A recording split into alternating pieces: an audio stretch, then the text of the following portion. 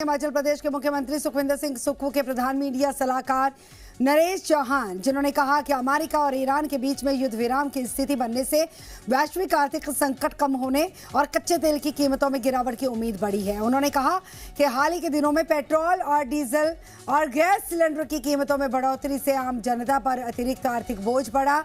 उनका ये कहना है कि अगले 5 से 10 दिनों में कच्चे तेल के दाम कम होने की संभावना है और इसका असर पेट्रोल, डीजल और गैस की कीमतों पर पड़ सकता है। उन्होंने केंद्र सरकार से मांग की है कि हालात सामान्य होने पर जनता को तत्काल राहत दी जाए।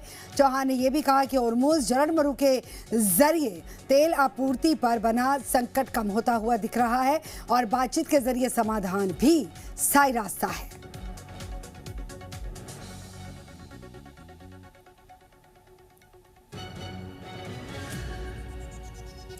अब बात करेंगे, केंद्र सरकार ने जमाखोरी को रोकने के लिए पेट्रोल और डीजल की आपूर्ति प्लास्टिक के डिब्बों या फिर कैन में देने पर रोक लगा दी। और लेकिन इसी फैसले से हिमाचल प्रदेश के बागवान और किसान परेशान हैं। उन्हें अपनी मशीनरी के लिए डीजल और पेट्रोल की ज़रूरत होती है और जिससे पहले डिब्बों में भरकर ले जाया जाता था, लेकिन अब पेट्रोल और पंपों पर ये व्यवस्था बंद हो चुकी है। बागवानी नेता हरीश चौहान ने भी चिंता जताई है। तेल भरने के लिए वे खुद मशीन को लेकर पंप पर पहुंच गए। उन्होंने बताया कि बार बार अपनी मशीन को लेकर पेट्रोल पंप जाना मुश्किल हो रहा है। उन्होंने केंद्र सरकार से अपील की है कि किसानों और बागवानों को राहत प्रदान करें ताकि उनकी रोजमर्रा की जरूरतों पर असर ना पड़े। मैं यहाँ पेट्रोल पंप पे पहुँचा हूँ। सरकार का एक तुगलकी फरमान आया है कि हमें किसानों को power tiller, power sprayers, chain saw और जो ग्रास कटर है जिसमें कि हमें दिक्कत आ रही है, कैनियों में और बॉटल्स में जो है तेल देना सरकार ने बंद कर दिया है। मेरी ये टंकी जो है 5 लीटर भरी जाती है और केवल मात्र 5 लीटर से जो है 5 घंटे काम होता है। कहाँ किसान 40-40 किलोमीटर, 30-30 किलोमीटर दूर जो है वो अपने टीलर को लेके पहुँचेंगे। मैं आज अपना टीलर यहाँ पर पंप पर लाया हूँ भरवाने के लिए और मुझे जो है खुदाई करनी है अपने खेतों की, घास कटाई करनी है। किसान कितना परेशान है ये सरकार को समझना चाहिए। हमें मेरी हिमाचल सरकार से और केंद्र की सरकार से जो है आग्रह है कि ये जो तुगलकी फरमान है इसको तुरंत वापस लिया जाए। आगे बढ़ेंगे और बात करेंगे, शिमला में एक ट्रक सड़क के बीचों बीच खराब हो गया और खराब होने की वजह से वो बीचों बीच में खड़ा था। यातायात प्रभावित हुआ। ट्रक के खराब होने की वजह से सड़क के एक तरफ से वाहनों की आवाजाही करवाई गई, यानी कि वन वे रास्ता हो गया और जिससे इस मार्ग पर ट्रैफिक की रफ्तार धीमी हुई। प्रशासन ने लोगों को अपील की है कि वे अपनी यात्रा की योजना यातायात की मौजूदा स्थिति को ध्यान में रखते हुए बनाएं और ज़रूरी होने पर ही, यानी कि अगर बहुत ज़्यादा ज़रूरी है तो फिर जो ऑप्शनल रास्ते हैं उनका ही इस्तेमाल किया जाए। खराब ट्रक को सड़क से हटाने का कार्य जारी है। ट्रक हटाए जाने के बाद यातायात को जल्द ही सामान्य कर दिया जाएगा।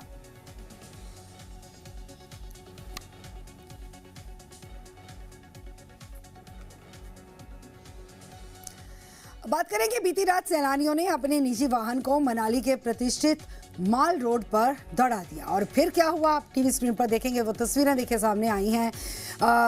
प्रतिबंधित एक क्षेत्र था, यानी कि जहां पर किसी भी तरह की कोई एंट्री नहीं थी, किसी को जाने की इजाजत नहीं थी।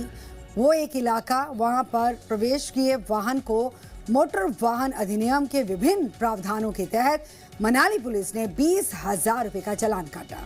प्रशासन का कहना है कि माल रोड पैदल यात्रियों के लिए आरक्षित क्षेत्र है और यहां पर किसी भी प्रकार के नियम उल्लंघन की घटना को बर्दाश्त नहीं किया जाएगा।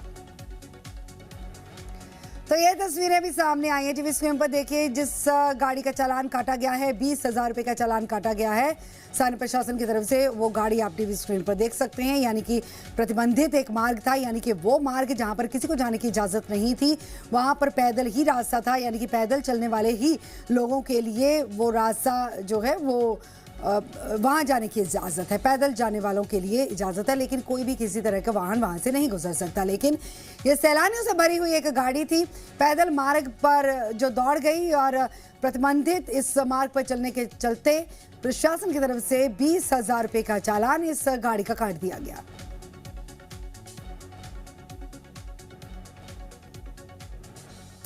हिमाचल में मौसम के मिजाज की बात की जाए तो लगातार मौसम का मिजाज बदल रहा है। वेस्टर्न डिस्टर्बेंस का असर है कि पिछले 24 घंटे के दौरान प्रदेश में कई हिस्सों में तेज बारिश और ओलावृष्टि दर्ज की गई है। वहीं पर अब एक नया वेस्टर्न डिस्टर्बेंस एक्टिव होने जा रहा है, जिसके चलते आगामी 5 दिनों तक प्रदेश के विभिन्न क्षेत्रों में चमक धमक के साथ तेज हवाएं और बारिश की गतिविधियां जारी रहने की संभावना है। मौसम विज्ञान केंद्र शिमला के अनुसार दक्षिण पश्चिम मानसून उत्तर भारत की ओर से तेजी से बढ़ रहा है और यदि वर्तमान परिस्थितियां अनुकूल रही तो 20 से 25 जून के बीच में हिमाचल प्रदेश में मानसून की दस्तक हो सकती है। अनुमान है कि 25 जून तक मानसून प्रदेश के अधिकांश क्षेत्रों को कवर कर लेगा। एल नीनो को अगर बहुत ही आसान शब्दों में अगर हम समझें तो हमारा जो दक्षिण पैसिफिक ओशन होता है, तो हमारा एल नीनो बेसिकली हम उस पीरियड को बोलते हैं कि जब हमारा साउथ ईस्ट पैसिफिक ओशन में जो है टेम्परेचर कंपैरेटिवली ज़्यादा होता है बजाय कि हमारा साउथ वेस्ट जो पैसिफिक ओशन है। तो जब हमारा साउथ ईस्ट पैसिफिक ओशन में टेम्परेचर ज़्यादा होता है तो जितनी की रेनफॉल एक्टिविटी होती है वो कहीं ना कहीं साउथ ईस्ट पैसिफिक ओशन की तरफ शिफ्ट हो जाती है बजाय कि साउथ वेस्ट पैसिफिक ओशन के, जिस वजह से जो है हमारा इंडियन रीजन या पूरा साउथ ईस्ट एशियन रीजन जो है वहाँ पे हमें रेनफॉल एक्टिविटी कंपैरेटिवली काफ़ी कम देखने को मिलती है और सारी की सारी मेजर जो बारिश की एक्टिविटी है वो दक्षिण पूर्व पैसिफिक ओशन में शिफ्ट हो जाती है। तो इस साल भी हमारा प्रेडिक्शन है कि जो पैसिफिक ओशन में है एल नीनो की कंडीशंस अभी ऑलरेडी स्टेब्लिश हो चुकी है और आने वाले मानसून पीरियड में भी एल नीनो की कंडीशन लगातार हमें देखने को मिलती रहेगी, जिसकी वजह से हमारे पूरे देश के अधिकांश स्थानों में हिमाचल प्रदेश सहित इस बार हमें काफ़ी कम बारिश मिलने की उम्मीद है। देखिए, पिछले 24 घंटे में हिमाचल प्रदेश में हल्के स्तर तक की बारिश जो है हमें अनेक स्थानों पर देखने को मिली है। साथ ही मध्यम स्तर तक की बारिश भी कुछ एक जिलों में, जैसे कि हमें चंबा में अधिकतम बारिश 46 मिलीमीटर, मंडी और शिमला में भी 40 मिलीमीटर के आसपास बारिश और कई जिलों में हमें थंडरस्टॉर्म एक्टिविटीज़ देखने को मिली है और कुछ एक जिलों में ओलावृष्टि भी दर्ज की गई है, जैसे कि हमारा किन्नौर, शिमला और मंडी जैसे जिलों में ओलावृष्टि भी हुई है। नेक्स्ट 4 to 5 डेज की अगर हिमाचल प्रदेश में हम बात करें तो हमें थंडर शावर एक्टिविटीज़ जो है मेनली कई जिलों में जो है रुक के अलग अलग स्थानों पर देखने को मिल सकता है। बहुत ही कोई सीवियर या सिग्निफिकेंट वेदर होने की पॉसिबिलिटी नहीं है पूरे प्रदेश में। हालांकि बहुत ही हल्के स्तर तक की बारिश के साथ थंडरस्टॉर्म एक्टिविटीज़ हमें देखने को मिल सकती है, लेकिन एक नए WD के प्रभाव में पूरे प्रदेश में जो है 18 और 19 तारीख को बारिश में थोड़ी सी बढ़ोतरी होगी। 18 और 19 तारीख को कुछ एक स्थानों पर हमें ओलावृष्टि के साथ 30 से 40 किलोमीटर प्रति घंटे की हवाओं के साथ मध्यम स्तर तक की बारिश मुख्य रूप से शिमला जिला, कुल्लू, मंडी, कांगड़ा और चंबा जैसे जिलों में देखने को मिल सकता है।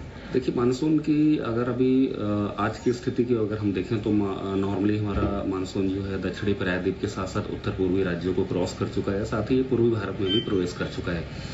अभी तक मानसून अपनी नॉर्मल स्पीड से जो है आगे बढ़ रहा है। एक बार ये पूर्वी भारत को क्रॉस करने के बाद जो है मध्य भारत और उत्तर पश्चिम भारत में प्रवेश करेगा।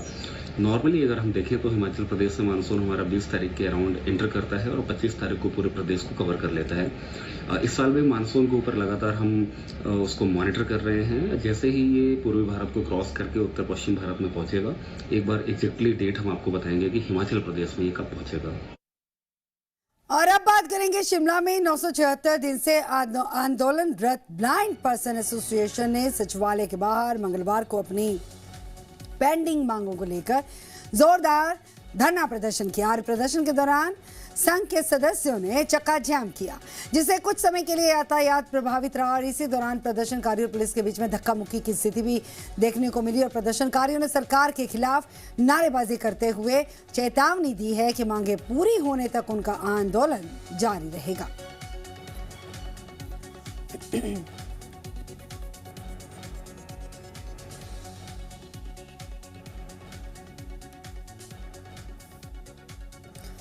बरसात से पहले हमीरपुर नगर निगम ने शहर में फैले हुए अतिक्रमण और गंदगी के खिलाफ सख्त तेवर दिखाने शुरू कर दिए। मुख्य बाजार की नालियों के ऊपर बने अवैध लोहे के स्ट्रक्चर पर अब दुकानदारों के लिए यह मुसीबत बन चुके हैं जो इलीगल तरीके से स्ट्रक्चर तैयार किए गए हैं और नगर निगम ने साफ तौर पर चेतावनी दे डाली है कि जिन दुकानदारों ने नालियों के ऊपर ये नाजायज कब्जे कर रखे हैं, अवैध ढांचे खड़े कर रखे हैं, वे उन्हें स्वयं हटा लें, अन्यथा निगम खुद कार्रवाई करेगा, उन्हें हटा देगा। दरअसल शहर के कई हिस्सों में नालियां गंदगी से लबालब भरी हुई हैं और निगम के द्वारा सफाई अभियान चलाया जा रहा है, लेकिन नालियों के ऊपर बने लोहे के ढांचे सफाई कार्य में बड़ी बाधा बन रही हैं। तो निगम अधिकारियों का ये कहना है कि बरसात के दौरान नालियों में जमा कचरा और गाद सड़कों पर फैल जाती है, जिससे न केवल लोगों की आवाजाही प्रभावित होती है बल्कि शहर की स्वच्छता व्यवस्था भी चरमरा जाती है। निगम के क्षेत्र में जो हमारे ड्रेन्स हैं उनको आगामी बरसात के मद्देनजर सारा सफाई का कार्य जो है वो शुरू कर दिया गया है।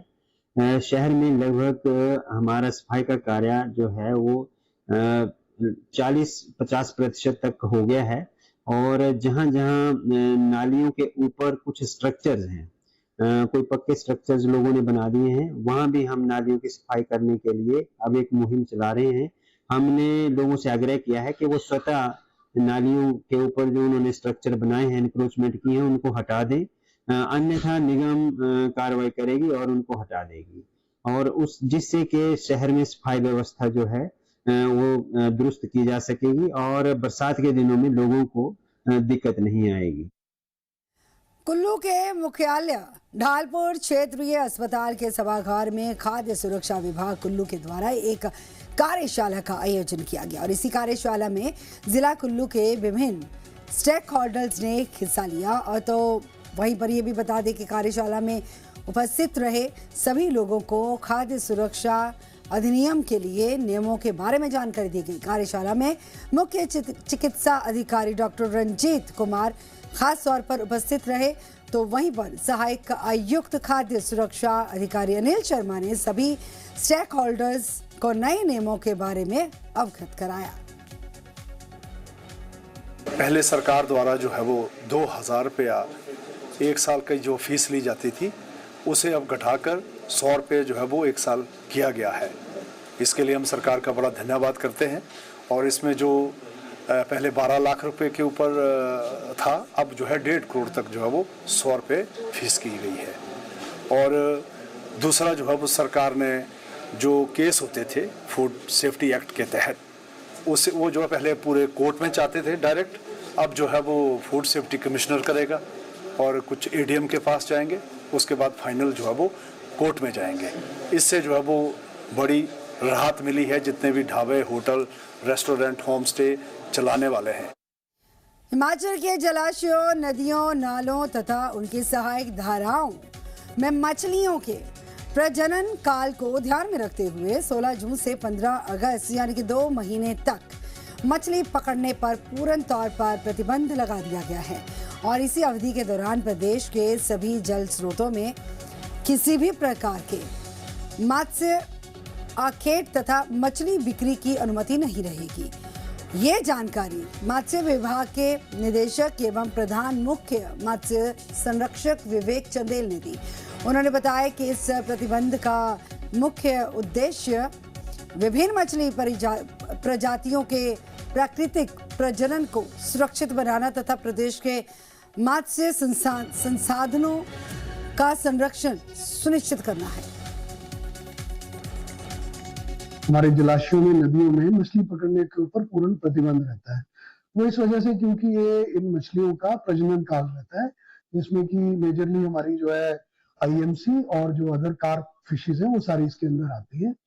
इसमें जो विभाग का रेगुलर स्टाफ है उसके अलावा स्पेशल ड्यूटीज भी लगाई जाती है। हमारे 5 जो प्रमुख जलाशय हैं और इसमें स्पेशल कैंपेन चलाया जाता है, बहुत से उड़न दस्ते बनाए जाते हैं जो न केवल रोड से पेट्रोलिंग करते हैं बल्कि जलाशयों के अंदर भी अलग से जो है पेट्रोलिंग करते हैं ताकि अवैध शिकार को इसमें रोका जा सके।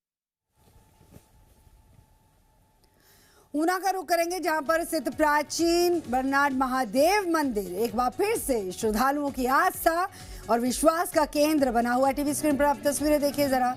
पंजाब से परिवार के साथ जो श्रद्धालु पहुंचे, श्रद्धालु लवली के साथ हुए चमत्कार की चर्चा पूरे क्षेत्र में हो रही है।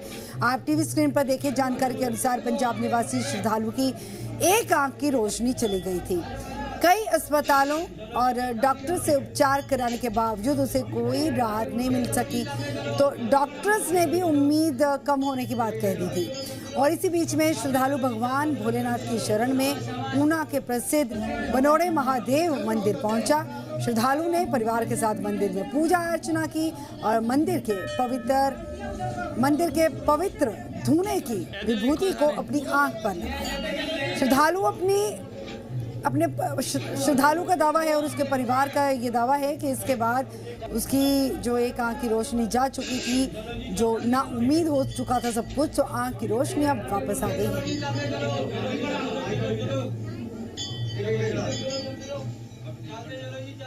और ਮੈਨੂੰ 3 ਮਾਰਚ 2025 ਨੂੰ ਬ੍ਰੇਨ ਹੈਮਰੇਜ ਹੋਇਆ ਸੀਗਾ। ਉਸ ਦੇ ਨਾਲ ਮੈਨੂੰ ਇਸ ਅੱਖ ਤੋਂ ਦਿਖਣਾ ਬੰਦ ਹੋ ਗਿਆ ਸੀਗਾ। ਮੇਰੀ ਪਿਛਲੇ ਮਹੀਨੇ ਦੀ MRI ਰਿਪੋਰਟ ਦੇ ਵਿੱਚ ਆਇਆ ਸੀਗਾ ਕਿ ਮੇਰੀ ਇਸ ਅੱਖ ਦੇ ਮੋਹਰੇ ਨਸਾਂ ਦਾ ਗੁੱਛਾ ਬਣ ਗਿਆ ਆ, ਜਿਹੜਾ ਕਿ PGI ਦੇ ਸੀਨੀਅਰ ਡਾਕਟਰ ਨੇ ਕਿਹਾ ਸੀ ਕਿ ਇਹ ਮਰਦੇ ਦਮ ਤੱਕ ਠੀਕ ਨਹੀਂ ਹੋਣਾ। ਅੱਜ ਪਹਿਲੀ ਵਾਰ ਦਰਬਾਰ ਤੇ ਆਇਆ बनोड़े महादेव चिताड़ा ਜੀ। ਉੱਥੇ ਆ ਕੇ ਸਾਰੇ ਦਰਬਾਰ ਤੇ ਮੱਥਾ ਟੇਕ ਕੇ ਭੂਤੀ ਪਤਾ ਨਹੀਂ ਮਨ ਚ ਕੀ ਆਇਆ, ਭੂਤੀ ਮਾੜੀ ਅੱਖ ਨੂੰ ਲਾਈ, ਅਰਦਾਸ ਕੀਤੀ ਬਾਬਾ ਜੀ ਕਿ ਮੈਨੂੰ ਠੀਕ ਕਰੋ ਕਿ ਮੈਨੂੰ ਦਿਖਦਾ ਨਹੀਂ ਆ। ਉਸ ਤੋਂ ਬਾਅਦ ਮੈਂ ਇਕੱਲਾ ਹੀ ਉੱਥੇ ਚਲਾ ਗਿਆ, ਇਕੱਲਾ ਉੱਥੇ ਤੱਕ ਆ ਗਿਆ। ਮੈਂ ਡਾਵਾ ਡੋਲ ਨਹੀਂ ਹੋਇਆ, ਮੈਨੂੰ ਹੈਰਾਨਗੀ ਮੈਂ ਕਿ ਮੈਂ ਇਕੱਲਾ ਤੁਰ ਕਿੱਦਾਂ ਗਿਆ ਨਾ। ਫਿਰ ਜਦੋਂ ਆਪਣੀ ਇੱਕ ਅੱਖ ਬੰਦ ਕੀਤੀ, ਮੈਨੂੰ ਸਭ ਕੁਝ ਸਾਫ਼ ਸਾਫ਼ ਦਿਖਦਾ ਗਿਆ। ਮੈਂ ਆਪਣੇ ਦੋਸਤਾਂ ਨੂੰ, ਆਪਣੇ ਪਰਿਵਾਰ ਦੇ ਮੈਂਬਰ ਦੱਸਿਆ, ਸਾਨੂੰ ਦੱਸਿਆ ਜੀ ਕਿ ਭੈਣ ਮੇਰੀ ਮੈਨੂੰ ਦਿਖਣ ਲੱਗ ਪਿਆ। ਮੈਂ ਕਹਿੰਦੇ ਭੈਣ ਮੇਰੀ ਇੱਥੋਂ ਆਉਣ ਤੋਂ ਪਹਿਲਾਂ ਮੈਨੂੰ ਦਿਖਦਾ ਹੀ ਨਹੀਂ ਸੀਗਾ। गुणवत्ता में सुधार को लेकर प्रदेश सरकार हर संभव प्रयास कर रही है। प्रदेश के कई स्कूलों को CBSE पैटर्न कर दिया गया है। सिलाई क्षेत्र का सबसे पुरानी सीनियर सेकेंडरी स्कूलों में से एक काफोटा स्कूल को भी CBSE पैटर्न कर दिया गया है। और मंगलवार को बता दें कि काफोटा स्कूल को नई विज्ञान प्रयोगशाला प्राप्त हुई। स्थानीय विधायक एवं उद्योग मंत्री हर्षवर्धन चौहान ने प्रयोगशाला का लोकार्पण किया। ये प्रयोगशाला निजी कंपनियों से मिलने वाले सर फंड से स्थापित की गई है। नई प्रयोगशाला की स्थापना से विज्ञान एवं गणित पढ़ाने वाले विद्यार्थियों को विषयों को प्रयोगात्मक रूप से समझने में आसानी होगी।